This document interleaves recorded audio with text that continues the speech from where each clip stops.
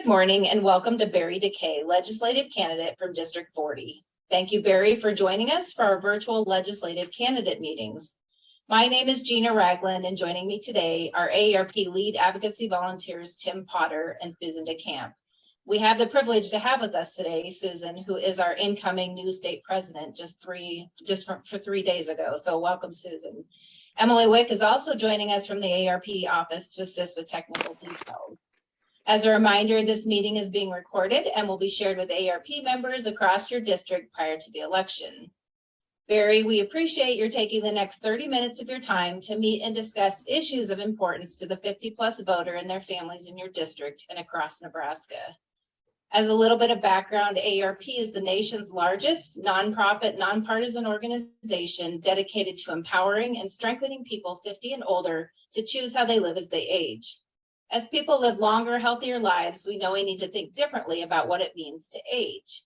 So with that, Barry, if you want to start us off by giving us a little background about yourself and your campaign, about 5 minutes or less would be great. And once we've completed your opening, we'll move into the questions. So welcome, Barry. Good morning. Good morning, everyone. Like I said, my name is Barry DeKay.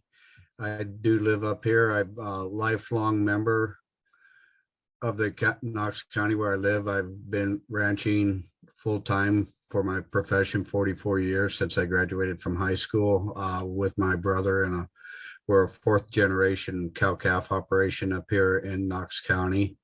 I've been involved over the years. I got started in this kind of over the years through the electric industry, being on Niobrara Valley's board of directors and being chairman of that cooperative for 10 years. While I was there, I was state director for Nebraska Rural Electric Association, and I was chairman of that organization for 2 years. After I got term limited off of Niobrara Valley Co-op, I ran and won a seat on Nebraska Public Power Board of Directors. And for 2 years, I was chairman of their nuclear committee. And the last year I was on the board, I was chairman of the board for Nebraska Public Power.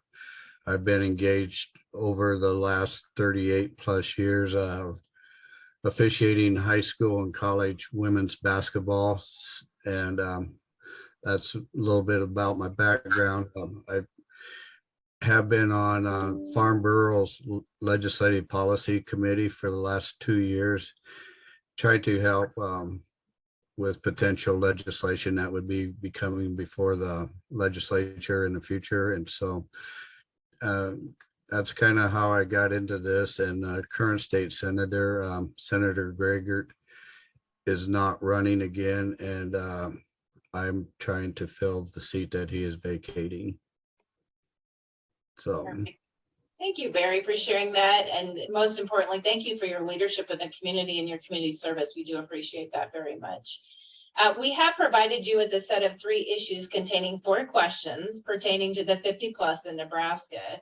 And due to our time constraints, we'll allot about 5 minutes for each of those questions. So our first question this morning comes on health, caregiving, and home and community-based services. And Susan DeCamp is going to take that. So go ahead, Susan. Thanks, Gina. Good morning, Barry. It's good to see your face and put a face with a voice that I've been talking to on the phone. So you too. Yeah. And thank you again for your service in your community and surrounding areas. Home and community-based services, also known as HCBS, provides an array of services to help people with their daily living activities that promotes independence and allows them to age in place in their own homes and communities rather than going into the more expensive institutional care. Family caregivers also provide care for someone who is not able to live independently. And these caregivers are family members, friends, or acquaintances who often provide that care without any pay. We have found that telehealth services can be significant for seniors, particularly in the rural areas or underserved communities. And it can also provide support to family caregivers by reducing travel, wait times, and other costs associated with caregiving. So we have 2 questions for you on those subjects. The first question is, What will you do to support the 240,000 unpaid family caregivers in Nebraska by policies such as enhanced respite services, access to telehealth, caregiver education and training, and help with out-of-pocket expenses? And the second question is, what will you do to protect and/or expand the home and community-based services program, particularly in the area of recruitment and retention of a sufficient workforce and also adequate funding of the services that Nebraskans and their families rely on? Okay, thank you. Well, on the first question, when it comes to home health care, like we've talked before, my mother is 87 years old. I'm in a pretty fortunate situation where I'm at. I'm a self-employed rancher. My brother's in a banking industry. So, and my mother lives in the town of Lynch where my brother goes. And so we're able to check in on her at least twice a day. He does when he's in town. She calls. And so calls me. So we keep in constant contact with her. We're, like I say, very fortunate. If I need to take time off to take her to a doctor's appointment or something like that, I can make that work most of the time in my schedule. We make it work. I feel with, family, if we can, I don't know what there is out there for money that could be appropriated toward family and how it would be justified to allocate it out, so to speak. Like we're fortunate, I feel we can take care of our mother to that degree as far as getting her to her appointments and things like that. She's not into computers very much, so she likes a more face-to-face with the doctors, and she's hearing impaired, so it helps us to have her in front of the doctor, and we sit in on those exams and visits too, so that we do get the full story of what's taking place with her health. So I feel very fortunate that way. I know there's situations where there aren't family members available in town, and that's where home health is going to have to step up at some point in time. Our elderly have taken care of us, and that's why we do it the way we do it. Is our parents took very good care of us growing up, and we're just returning the hard work that they put into us. So, but in families that don't have kids or siblings available, home health care is important.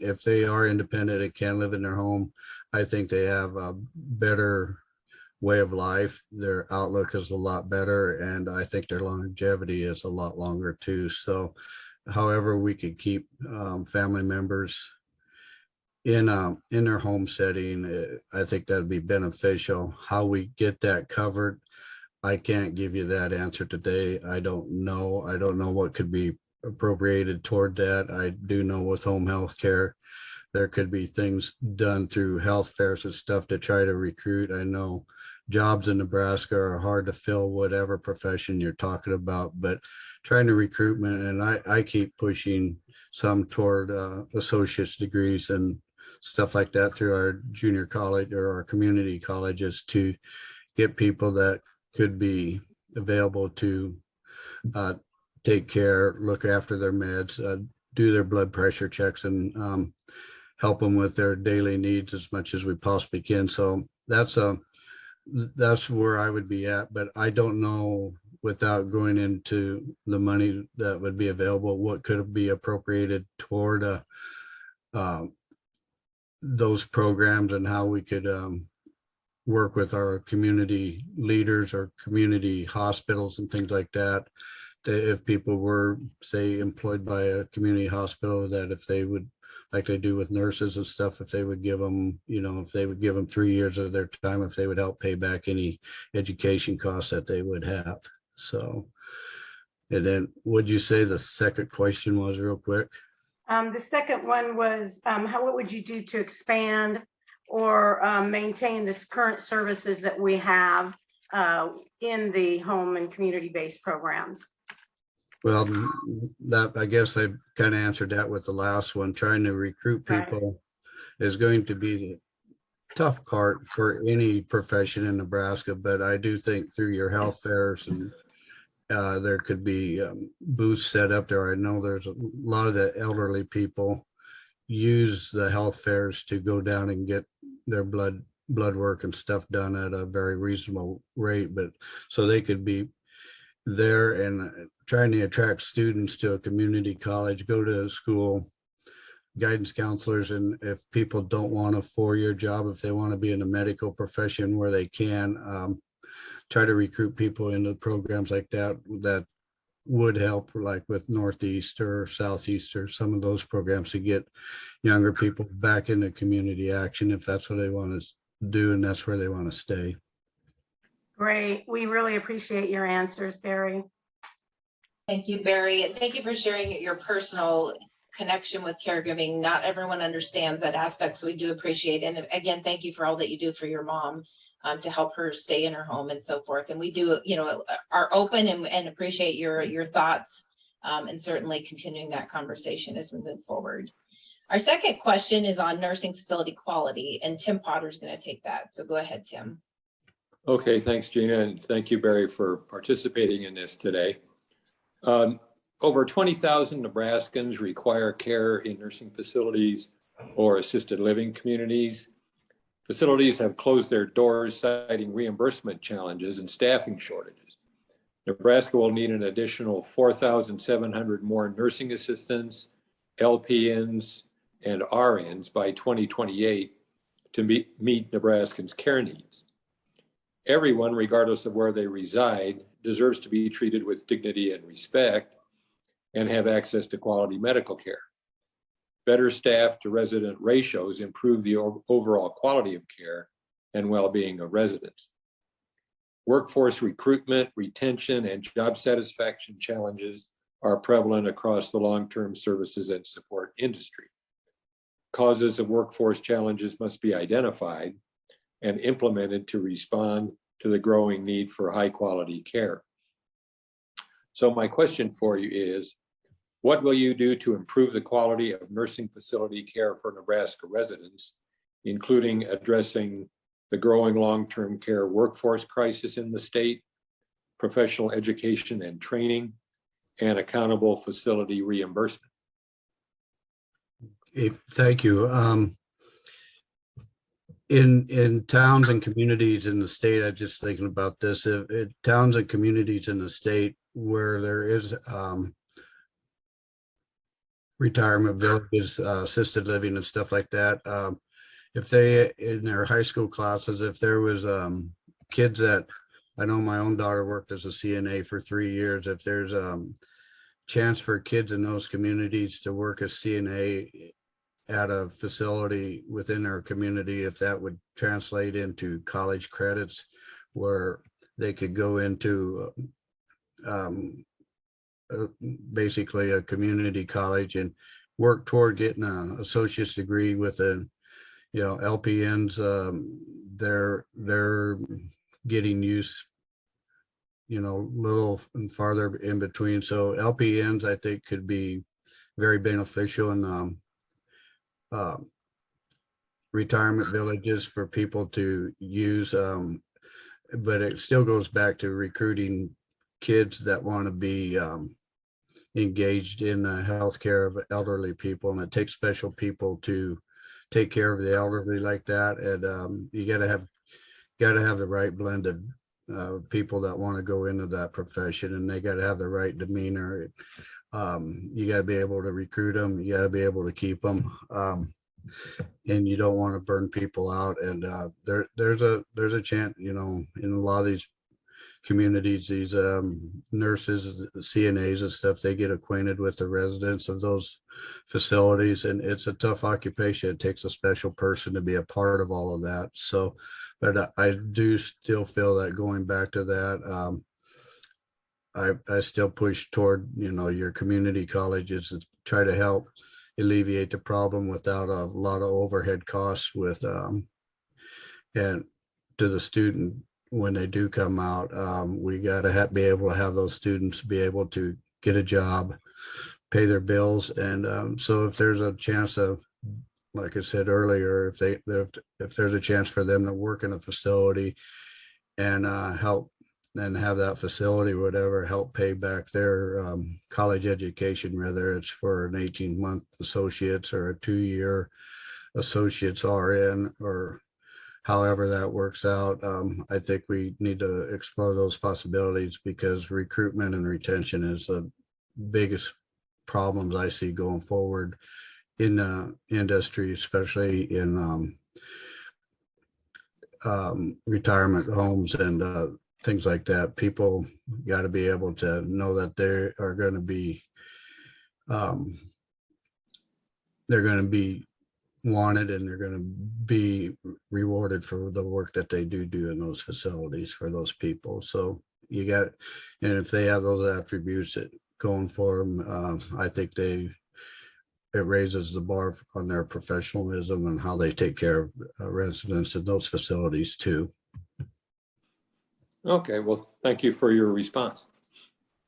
Thank you, Barry. Our final question for discussion today centers around livable communities and helping people stay in their home. And I'm going to throw this one back to Susan DeCamp. So go ahead, Susan. Thanks, Gina. So what we call a livable community is a community that's safe and secure, and it offers affordable housing and transportation options that allow individuals to travel by multiple means. It also provides supportive community features and services for people of all ages. Affordable and reliable housing, healthcare, and transit options are really critical to support older Nebraskans who want to age in place in their homes, like we talked about earlier. High-speed internet should be affordable, reliable, and accessible for all Nebraskans. And even though it's accessible, we still need to teach people how to use it. So we feel that digital skills and development in using those products is also very important to allow our community members to obtain the benefits of the high-speed internet in the home. So our question is, what will you do to ensure all Nebraskans, particularly those age 50 plus, have access to livable communities which offer affordable housing, diverse transportation options, adequate health care, and affordable, reliable, and accessible high-speed internet, including the digital skills development piece? When it comes to that, I think it's, and I don't, like I say, I don't know what it's appropriated toward it or anything, but with Nebraska's Medicaid allowances toward facilities like that, if there's money that would be available to help keep those facilities justifiably open and being able to do the work that they need to keep people in those facilities, that would be great. And I know most of these communities are outside of a community that has like Northeast Community College, but if there's employees that could be paid out of Northeast on the technology side of it, that could go to a community center and give one-on-one, I think it'd be imperative that when it get to the older generation, and I'm one of those people that it's imperative that you have one-on-one interaction to be able to learn that. I think people clam up and get frustrated if they don't get it right away and feel embarrassed that they're the only ones in the room that aren't getting it. So I think one-on-one interaction with technology, people that have that ability to teach older people how to use those skills would be, very important going forward. There are some people that I know personally that jump right into computers and things like that, and there's other people that still want to use cameras and film to take pictures with. So that's the difference of people that I see on a pretty regular basis. So to be able to get those people acclimated to the digital world is it's good. It would take a special person to crack that shell with people to get them to be able to open up and realize that this can be fun. It can be very rewarding, and it can really open up the outside world to them when they are sitting in their room during a snowstorm or something like that, that can't get out. So I think it opens some advantages to them to be able to communicate with relatives and things like that. So just being able to have people come out and share with them how to do the simple things on a computer and podcasts and stuff like that would be great. So Great. Thanks for sharing your perspective and for your detailed answers. I hope I didn't drone on too long. No, that's what we like. We like to hear those more detailed answers. So thank you. Thank you, Barry. As we're coming to the end of our 30 minutes of our meeting here, I would like to offer back to you any final thoughts or comments that you have, or closing thoughts that you might have for our members and of course the constituents of your district. So I'll give you back about 5 minutes of time. If you have any closing comments, now would be the time to do that. Okay, thanks, Gina. Now, through all of this, our elderly, our population of Nebraska, especially rural Nebraska, is growing older, and those concerns are more to the front line of where we're at going forward. I do appreciate what AARP is doing with the older generation of Nebraska and trying and looking out for the concerns of those people. And like I said at the beginning, our parents all raised us, and I want to be able to give them the best quality of life that they can going forward, and make it as a life that they enjoy, regardless if they're in their own home or if they're in a living facility. But just being able to have them be as interactive and positive and keep their minds buzzing, I think that keeps them going, it keeps them happy, and I think it adds to the longevity of their lives too. So anything that we can do, I would like to be part of that. But like I say, I don't know the answers of how we can, until I get down there, what monies would be available to put into different programs and how fast they can get up and going. I'd like to see it, especially with the technology part of it, get up and going as quickly as we can with it, so that these people can broaden their horizons that way. And but we'll see where it goes. Like I say, I don't know what monies are available to put into all these programs, where we're at. I do know kind of where we're at with Medicaid, going toward what they get, facilities get reimbursed per month per resident. So I'd like to be able to look into that more going forward too. Perfect. Thank you again, Barry, for taking the time to visit with us. I know you're really busy, not only with your campaign, but your livelihood in general. So with harvest and all of that. So we wish you the best with your campaign. And again, I thank you so much for meeting today with AARP. Take care. Thank you, guys. Thanks, Barry. Thank you. Thank you. Have a great day. You too. Same to you.